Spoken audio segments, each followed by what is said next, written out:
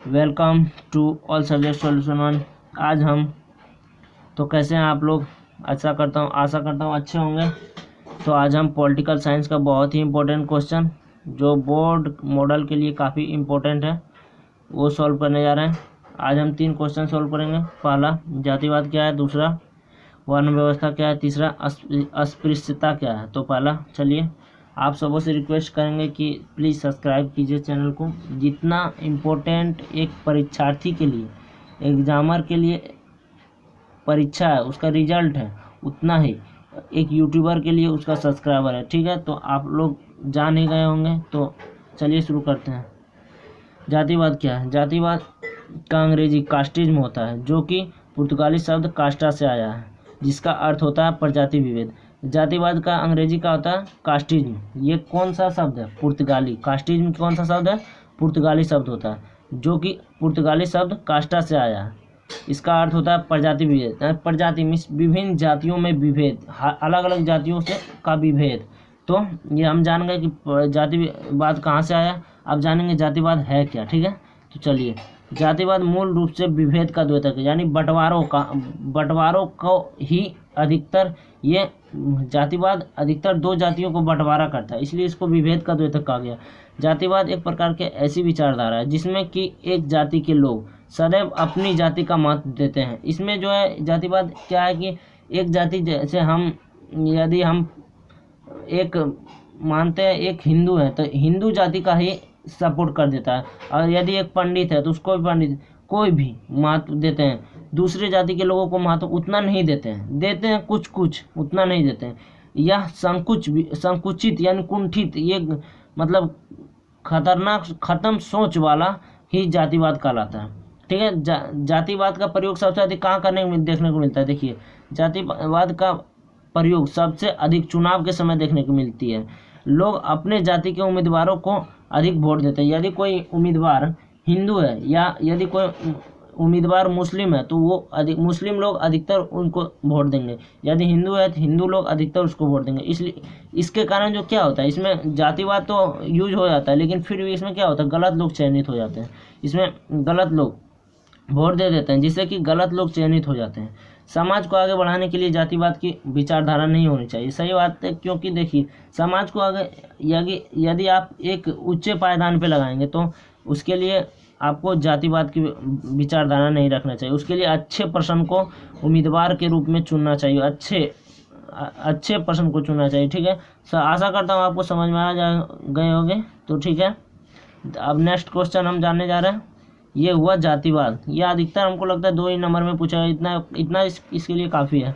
ठीक है, तो अब जानेंगे वर्ण व्यवस्था क्या है। वर्ण व्यवस्था प्राचीन काल में जाति व्यवस्था नहीं थी, यानी कि अभी जो जातिवाद है वो प्राचीन काल में नहीं थी, बहुत पहले केवल वर्ण व्यवस्था थी। यानी कि उस समय मतलब केवल वर्ण ही व्यवस्था थी।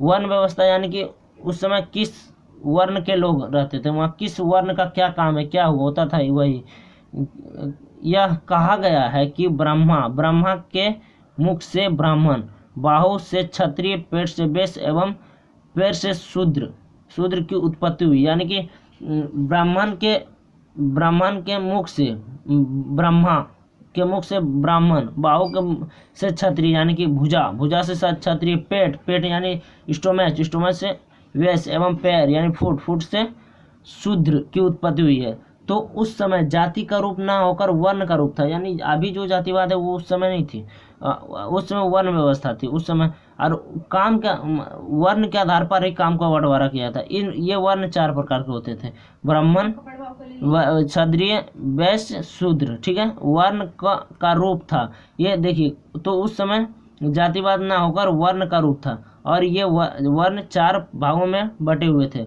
वर्ण के आधार पर ही कामों का बंटवारा किया गया था। यानी कि वर्ण जैसा वर्ण है उसका ब्राह्मण है तो उसका अलग काम, क्षत्रिय है तो उसका अलग काम, वैश्य तो उसका अलग काम, शूद्र तो उसका अलग काम। तो ब्राह्मण को पढ़ाने का काम, वेद उच्चारण का काम दिया गया। ब्राह्मण उस समय सिर्फ पढ़ाते थे, वेद उच्चारण करवाते थे, सभी ब्रह्मचारियों को पढ़ाते थे। ठीक है, क्षत्रिय अपने से ऊपर वर्ण की रक्षा करते, यानी अपने से ऊपर वर्ण कौन थे, वो पंडित यानी पंडित ब्राह्मण थे, ब्राह्मण, तो ये उनकी रक्षा करते थे। और तीसरा क्या करते थे देखते हैं। तीसरा वर्ण क्या करते थे, वर्ण अपने से ऊंचे वर्ण की के लिए वह कहा गया है कि वो अपने से ऊंचे वर्ण की रक्षा करने के लिए कहा गया। वैश्य यानी बनिया, यानी ये वो बनिया को क्या कहते हैं, जो बाल काटता है उसको, मतलब नाई उसे बनिया कहते हैं। को व्यापार या का कार्य एवं अपने से ऊपर वर्ण की रक्षा के लिए भी कहा गया उसको, नाई को। उसके बाद अपने से ऊपर, जबकि शूद्र को अपने से ऊपर तीनों वर्ण की सेवा करने के लिए कहा गया। सेवा यानी उसका सेवा करेगा, उसका मतलब कोई किसी काम में मदद करेगा, यही वर्ण व्यवस्था थी। इसी प्रकार उस समय वर्ण व्यवस्था, तो आप जान गए कि वर्ण व्यवस्था क्या था। तो पहले के ज़माने में जातिवाद के विचारधारा नहीं था, वर्ण व्यवस्था। तो ये जो वर्ण 4 प्रकार के बांटे गए हैं, ब्राह्मण, क्षत्रिय, वैश्य, शूद्र। अब इन सभी का काम भी अलग अलग था। ब्राह्मण को पढ़ाने का काम, क्षत्रिय को अपने से ऊपर वर्ण की रक्षा करने, वैश्य को बनिया यानी कि उसका व्यापार का काम था, और शूद्र को अपने से ऊपर वर्ण की सेवा करते थे। ठीक है, तो आशा करता हूँ ये भी आप समझ गए होंगे। तो अब नेक्स्ट क्वेश्चन है, अस्पृश्यता क्या है। ठीक है, अस्पृश्यता क्या है। अस्पृश्यता को छुआछूत के रूप में भी जाना जाता है, यानी छुआछूत आप लोग जानते होंगे, पहले के ज़माने में छुआछूत था स्त्रियों के लिए। ठीक है, छुआछूत था।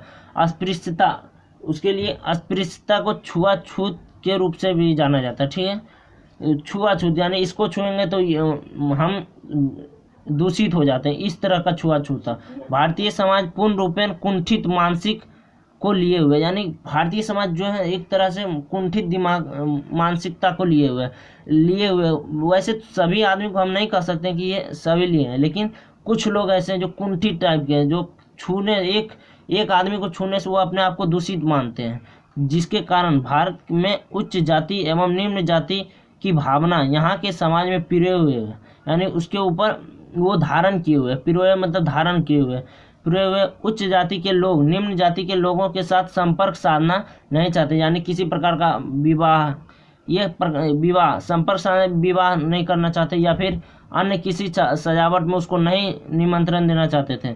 उसको छूने से अन्य अपने आप को अशुद्ध मानते हैं। हम बोल रहे थे उसको यदि वो छू देगा तो अपने आप को अशुद्ध मानते थे। उसके द्वारा लाया गया पानी भी नहीं पीते थे। वो जो पानी लाते थे उसको पीते तक नहीं थे। उसके साथ बैठने पसंद नहीं करते। साथ बैठे तो जाकर नहाएंगे, शुद्ध होएंगे, मंत्र पढ़ेंगे, यही। अर्थात वह जाति छूने या स्पर्श करने लायक नहीं मानते हैं।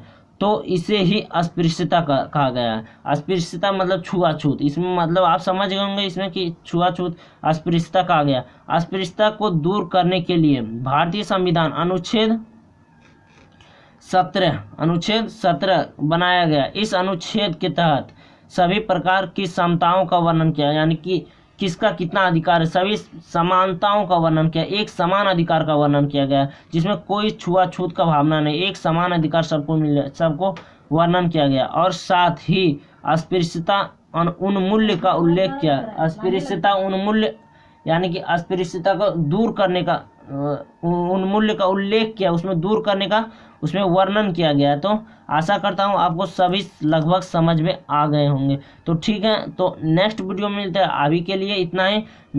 यदि आपको लगता है कि इसमें हम कुछ मेहनत किए तो वीडियो को लाइक कर दें, और ऐसे ही इम्पोर्टेंट क्वेश्चन, एक बोर्ड मॉडल क्वेश्चन पाने के लिए इस चैनल को सब्सक्राइब करें।